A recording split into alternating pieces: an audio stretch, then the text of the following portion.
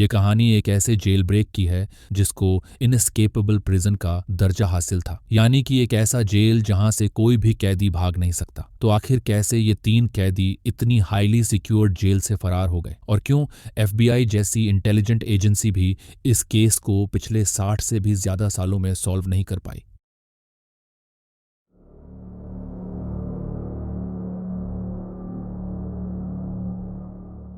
America के San Francisco में समुद्र के बीचों बीच एक आइलैंड मौजूद है जिसको एल्काट्राज आइलैंड के नाम से जाना जाता है। 22 एकड़ में फैला हुआ यह आइलैंड समुद्र में ही एक बहुत बड़े पत्थर पर बना हुआ है, जिसकी वजह से इसको द रॉक भी कहा जाता है। एल्काट्राज आइलैंड का इस्तेमाल पहले यूएस आर्मी मिलिट्री प्रिजन के तौर पर किया करती थी, लेकिन अक्टूबर 1933 में जब यूएस आर्मी ने उस जगह को छोड़ा तो अमेरिका की डिपार्टमेंट ऑफ जस्टिस ने एल्काट्राज के चारों तरफ फैले हुए समुद्र के ठंडे पानी और उसकी ऊंची तेज लहरों को देखते हुए अगस्त 1934 में एल्काट्राज को एक एस्केप प्रूफ फेडरल प्रिजन में तब्दील कर दिया, जहां पर दुनिया के सबसे खतरनाक कैदियों को रखा जाने लगा। एल्काट्राज को इनएस्केपेबल प्रिजन बनाने के पीछे कई चीजें शामिल थीं, जैसे कि वॉच टावर पर 24 घंटे तैनात गार्ड्स, जेल के चारों तरफ 12 फीट ऊंची कंटीली तारों की फेंस और दिन में 13 बार कैदियों की काउंटिंग करना, और भी बहुत कुछ, जिसने एल्काट्राज को अमेरिका का सबसे सिक्योर्ड जेल बना रखा था।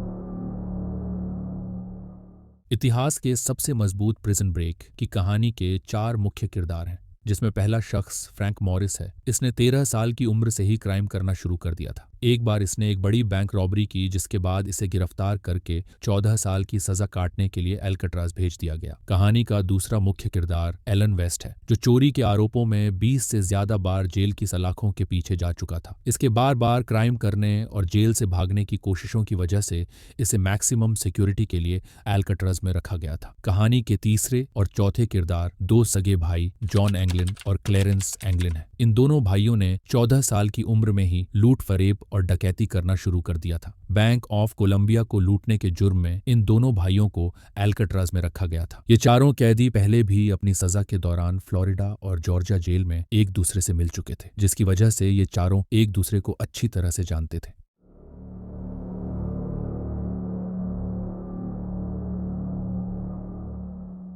एलन वेस्ट, जो एल्काट्राज में लगभग 3 सालों से कैद था, उसने इन 3 सालों में यह पता लगा लिया था कि केवल ब्लॉक बी ही एक ऐसी जगह है जिसके ऊपर की वेंटिलेशन शाफ्ट कंक्रीट से सील्ड नहीं है, यानी अगर कोई भागने का चांस था तो वो केवल ब्लॉक बी में ही रहकर पॉसिबल था। लेकिन प्रॉब्लम यह थी कि ये चारों कैदी अलग अलग ब्लॉक में कैद थे और केवल मेस में खाने के वक्त ही यह एक दूसरे से मिल पाते थे। इस प्रॉब्लम का सोल्यूशन निकालने के लिए उन चारों कैदियों ने किसी तरह जेल स्टाफ को मना लिया और उसके बाद वह चारों कैदी ब्लॉक बी में एक दूसरे के आसपास वाली सेल में शिफ्ट हो गए। उनका पहला टारगेट तो अचीव हो चुका था और अब चारों कैदियों ने वहां से भागने का मास्टर प्लान बनाना शुरू कर दिया। हर कैदी की सेल में वेंटिलेशन के लिए एक मेटल की जाली लगी होती थी, जिसके पीछे एक बंद यूटिलिटी कॉरिडोर था, जहां पर बहुत सारी पाइपलाइंस और हीटिंग डक्ट्स लगे हुए थे, जिसकी वजह से सेल के पीछे का ये बंद कॉरिडोर अनगार्डेड होता था और इस जगह से छत की वेंटिलेशन शाफ्ट तक आसानी से जाया जा सकता था। इस प्लान के बाद उन चारों कैदियों ने वेंटिलेशन ग्रेट के चारों ओर बनी कंक्रीट की 8 इंच मोटी दीवार को खोदना शुरू कर दिया। उन्होंने इसके लिए किचन से चुराई हुई मेटल की चम्मचों का इस्तेमाल किया और साथ ही प्रोसेस को फास्ट करने के लिए उन्होंने वैक्यूम क्लीनर के मोटर की मदद से एक ड्रिल भी तैयार कर ली। दीवार को खोदने का काम म्यूजिक आवर्स के वक्त किया जाता था, जब सभी कैदियों के लिए जेल में हर दिन 1 घंटे के लिए तेज आवाज में म्यूजिक बजता था। इस तरह किसी को भी उनके काम की जरा भी भनक नहीं लगती थी। होल्स को छुपाए रखने के लिए उन्होंने कार्डबोर्ड की मदद से नकली वेंटिलेशन ग्रेट को तैयार किया, ताकि बाहर से देखने पर सेल के अंदर सब कुछ नॉर्मल लगे। करीब 6 महीने बीत गए और अब उन चारों कैदियों ने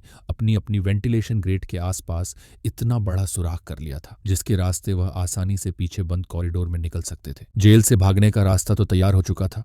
अगर वो चारों चाहते तो उसी रात जेल से फरार हो सकते थे, लेकिन उन्होंने ऐसा नहीं किया, क्योंकि अभी उनके सामने खतरनाक समुद्र पड़ा हुआ था, जिसकी वजह से अभी तक के सारे एस्केप नाकामयाब हो चुके थे। इसलिए उन चारों ने सब्र रखते हुए समुद्र के ठंडे पानी और उसकी ऊंची तेज लहरों को पार करने के लिए लाइफ जैकेट, रबर राफ्ट और पैडल जैसे जरूरी चीजों को बनाने का फैसला किया। जिसके बाद उन चारों कैदियों ने इन सारी चीजों को बनाने के लिए सेल के पीछे की बंद कॉरिडोर में एक सीक्रेट वर्कशॉप को तैयार किया। और सेल के बाहर 24 घंटे तैनात गार्ड्स को चकमा देने के लिए उन चारों ने प्लास्टर, टॉयलेट पेपर, साबुन और टूथपेस्ट की मदद से डमी हेड्स तैयार किए और उनके सिर पर बाल भी लगा दिए, जिसे उन्होंने कैदियों के बाल काटने के दौरान इकट्ठा किया हुआ था। अब जब भी उन्हें रात के समय सेल से बाहर रहकर अपनी सीक्रेट वर्कशॉप में काम करना होता था तो वह चारों अपने अपने पुतले को बेड पर सुलाकर उसे गर्दन तक कंबल से ढक देते थे, जिससे सेल के बाहर से देखने पर गार्ड्स को यही लगता कि कैदी सो रहे हैं। इस तरह उन शातिर कैदियों ने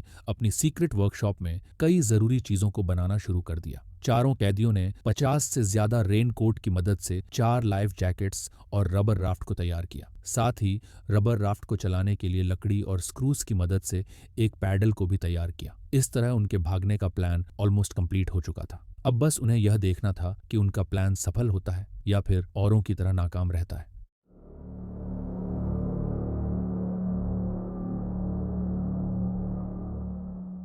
11 जून 1962 को रात के करीब 9:30 पर जेल की लाइट्स को कैदियों के सोने के लिए बंद कर दिया गया। अभी तक सब कुछ नॉर्मल था, लेकिन आगे जो होने वाला था वो अल्काट्राज के इतिहास को हमेशा हमेशा के लिए बदलकर रख देने वाला था। लाइट्स के बंद हो जाने के बाद प्लान के लीडर फ्रैंक मॉरिस ने अपने साथियों को बताया कि आज की ही रात उन्हें अपने प्लान को अंजाम देना है, जिसके बाद उन्होंने अपनी अपनी सेल की वेंटिलेशन ग्रेट को हटाकर उसके चारों तरफ की सीमेंट को निकालना शुरू कर दिया, जिसे वो अक्सर अंदर आ जाने के बाद लगा दिया करते थे। फ्रैंक मॉरिस, जॉन एंगलिन और क्लेरेंस एंगलिन कुछ ही देर में वेंट को पार करके सेल से निकलकर पीछे कॉरिडोर में आ गए, लेकिन एलन वेस्ट अभी भी वेंट के पास की सीमेंट को हटाने में लगा हुआ था, जो सख्त हो चुकी थी। एलन को समय देते हुए बाकी तीनों कैदी प्लान के मुताबिक सभी जरूरी चीजों को इकट्ठा करने लगते हैं, लेकिन जब बहुत वक्त गुजर गया और एलन वेस्ट अभी भी सेल से बाहर नहीं निकला तो उन तीनों ने एलन वेस्ट को पीछे छोड़ने का फैसला किया और आगे बढ़ गए। तीनों कैदियों ने सारा सामान लाद कर वहां पर लगी पाइपलाइंस का सहारा लिया और वेंटिलेशन शाफ्ट को खोलकर तीनों छत पर आ गए। इस समय चारों तरफ कोहरा और रात का सन्नाटा छाया हुआ था। तीनों कैदी बिना कोई आवाज किए बड़ी ही सावधानी से छत से जमीन तक लगे हुए पाइप की मदद से लटकते हुए नीचे जमीन पर आ गए। वहां से उन्होंने वॉच टावर पर तैनात गार्ड्स की नजर से बचते हुए अल्काट्राज के चारों ओर लगी 12 फुट ऊंची कंटीली तारों की फेंस को बहुत सावधानी से पार किया और पानी के एक ऐसे किनारे आ गए जो टावर लाइट्स की रेंज से बाहर था। इसके बाद उन्होंने रेन कोट से तैयार की गई राफ्ट को म्यूजिकल इंस्ट्रूमेंट कर्स एंटीना की मदद से फुलाकर उसे पानी में उतारा, लाइफ जैकेट्स पहनी और रात के अंधेरे में दुनिया की सबसे मजबूत जेल अल्काट्राज से फरार हो गए। पीछे छूटा एलन वेस्ट जब कई घंटों के बाद अपनी सेल से बाहर निकलने में कामयाब हुआ तो बाहर निकलकर उसने देखा कि उसके साथी उसके बिना ही चले गए। इसके बाद वह भारी मन से अपनी सेल में वापस लौट आया और सो गया।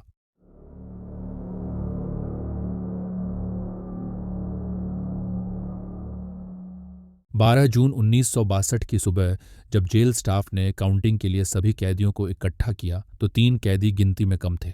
गार्ड्स उनकी सेल की तरफ गए। वहां उन्होंने बाहर से देखा कि तीनों कंबल में सो रहे हैं और उनकी आवाज लगाने पर भी जब कोई हरकत नहीं हुई तो सेल को खोला गया और अंदर घुसकर गार्ड ने जैसे ही चिल्लाते हुए कैदी के सर पर डंडा मारा, सर धड़ाम से नीचे जमीन पर आ गिरा और उसकी नाक टूट गई। इसको देख गार्ड्स के होश ही उड़ गए। तीनों कैदियों के भाग जाने की खबर पूरे अल्काट्राज में आग की तरह फैल गई। फौरन अलार्म बजाकर पूरे अल्काट्राज को लॉकडाउन कर दिया गया और जेल के कोने कोने में उन्हें ढूंढा जाने लगा। पुलिस के साथ साथ वहां पर FBI और आर्मी भी आ पहुंची और एक बड़े स्केल पर सर्च ऑपरेशन शुरू हो गया। अल्काट्राज आइलैंड का कोना कोना छान मारा गया, लेकिन भागे हुए कैदियों का कुछ पता नहीं चल सका। इस दौरान एलन वेस्ट को भी इन्वेस्टिगेट किया गया, क्योंकि उसके कमरे में भी गार्ड्स को उन तीनों की तरह डमी हेड मिले थे। एलन वेस्ट ने कन्फेस करने में जरा भी देर नहीं लगाई और उसने उनका सारा प्लान खोल कर रख दिया। उसके अकॉर्डिंग अल्काट्राज से निकलने के बाद उनका प्लान राफ्ट से नजदीकी एंजल आइलैंड तक पहुंचने का था और फिर वहां से रैकून स्ट्रेट को पार करके उन्हें मरीन काउंटी जाना था। इसके बाद उन्हें वहां से एक कार और कुछ कपड़े चोरी करने थे और फिर आगे की तरफ निकल जाना था। FBI को एक बार के लिए लगा कि एलन वेस्ट झूठ बोल रहा है, लेकिन जब एंजल आइलैंड के आसपास छानबीन की गई तो यह साबित हो गया कि वेस्ट ने जो भी बताया था वो सब सच था। एस्केप के 2 दिन बाद 14 जून को एंजल आइलैंड के पास FBI को एक छोटा रबर का पैकेट मिला जिसमें एंगलिन ब्रदर्स के फैमिली फोटोग्राफ्स और लेटर्स थे। इसके कुछ दिन बाद इन्वेस्टिगेटर्स को गोल्डन गेट ब्रिज के तट पर उनकी नाव का फटा हुआ एक टुकड़ा और अल्काट्राज से 50 यार्ड की दूरी पर एक फुली हुई लाइफ जैकेट मिली, जो उन तीनों में से ही किसी की थी। इन सभी चीजों के मिलने के बाद एफबीआई को लगा कि वह तीनों इस समुद्र को पार नहीं कर पाए होंगे, लेकिन पानी में किसी की भी डेड बॉडी को तैरकर किनारे तक आने में महज कुछ दिन का वक्त लगता है। इसलिए अगर वो तीनों सच में डूबकर मरे होते तो उनकी डेड बॉडीज कुछ दिन या कुछ हफ्तों में किसी ना किसी किनारे पर आ जाती, लेकिन ऐसा कुछ कभी नहीं मिला। इसके बाद एफबीआई ने एंगलिन ब्रदर्स की फैमिली पर कड़ी नजर रखना शुरू कर दिया। एंगलिन ब्रदर्स के फैमिली के एक मेंबर ने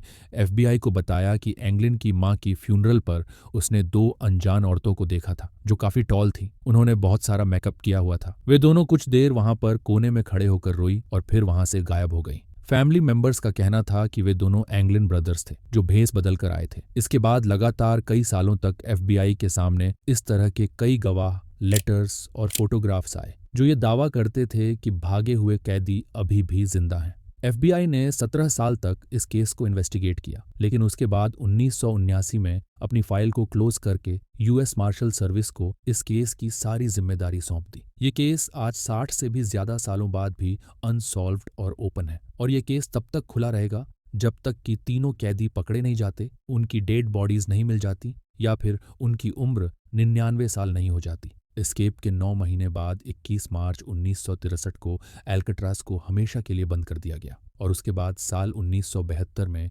एल्कट्रास को एक नेशनल पार्क में कन्वर्ट कर पब्लिकली ओपन कर दिया गया।